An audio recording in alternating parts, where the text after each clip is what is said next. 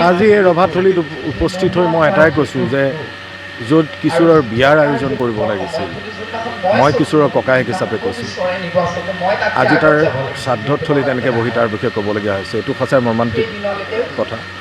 আৰু ধন্যবাদ জনাব লাগিব সকলোৱে মিলি এনেকুৱা ধৰণৰ কামৰূপ ছাত্ৰ সন্থা আৰু বাজাপাৰা FC ক্লাবে এনেকুৱা ধৰণৰ অনুষ্ঠান কৰিছে আৰু সকলো শিল্পী কলাকুশলী আহিছে। মই অলপ আগতে কৈছোঁ যে কিশোৰৰ আটাইতকৈ ডাঙৰ গুণটো হৈছে সকলোকে আপোন কৰিব পাৰে। শিল্পী হ'লেই নহ'ব, গান কৰি চিনেমা কৰি আৰ্টিষ্ট বহুত হয়, কিন্তু প্ৰথম কথা সম্পূৰ্ণ শিল্পী যদি কওঁ মই কিশোৰ দাস। আজি মই অনুভৱ কৰিছোঁ মই কি হেৰুৱাইছোঁ।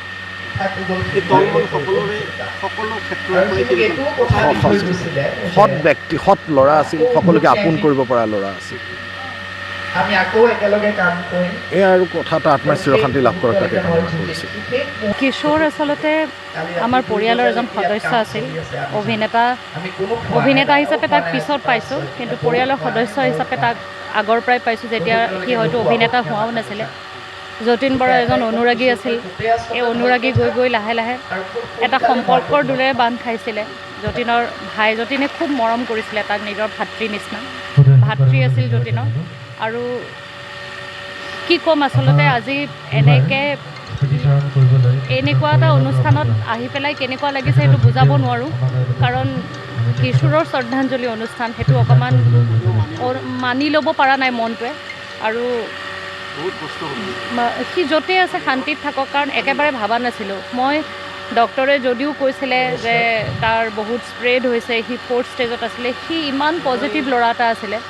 মোৰ মনটোৱে কৈ আছিলে যেন কিবা এটা মিৰাকল হৈ সি ওলাই আহিব। আৰু যিদিনা খবৰটো ঘপককৈ আহিছিলে মই আচৰিত হৈ গৈছিলোঁ, কাৰণ নাজানো কিয় মোৰো মানসিকভাৱে ময়ো খুব সেইটোৱে মনত লৈ আছিলোঁ যে হয় মানুহৰ মিৰাকল হয়। মই ভাবি আছিলোঁ যে তাৰ কিশোৰৰ ক্ষেত্ৰতো কিবা এটা মিৰাকল হ'ব, ডক্টৰে ক'ব যে সি ভাল হৈ আহিছে বা তাৰ প্ৰগ্ৰেছবিলাকত ধৰক লাহে লাহে কেমই কাম কৰিছে, তেনেকুৱা এটা খবৰ পাম বুলি আশা কৰি থাকোঁতেই তাৰ ক'ভিড হ'ল আৰু নিয়তিয়ে তাক লৈ গ'ল আমাৰ মাজৰ পৰা। খুব মিছ কৰিম তাক প্ৰতিটো। নিশ্চয় নিশ্চয় এতিয়া আমাৰ কৰ্তব্য হ'ব যে কিশোৰক আমি কেনেকৈ জীয়াই ৰাখোঁ।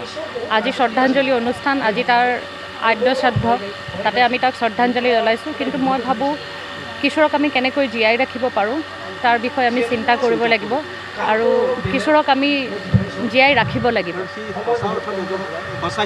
হয় অন্তৰেৰে অভিনয় কৰিছে, সাহিত্যত সেই অন্তৰ খোলা কিতাপ এখনৰ বিষয়ে এখেতে কৈছে,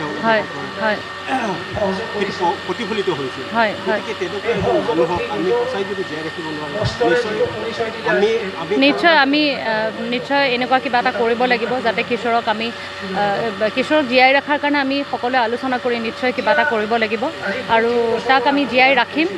আমাৰ মনত সি সদায় জীয়াই থাকিব, কিন্তু ৰাইজৰ মাজত কেনেকুৱা ধৰণেৰে তাক জীয়াই ৰাখিব পাৰোঁ, এতিয়া সেইটোৱে আমাৰ কাৰণে এটা ডাঙৰ কৰ্তব্য হ'ব বুলি মই ভাবোঁ।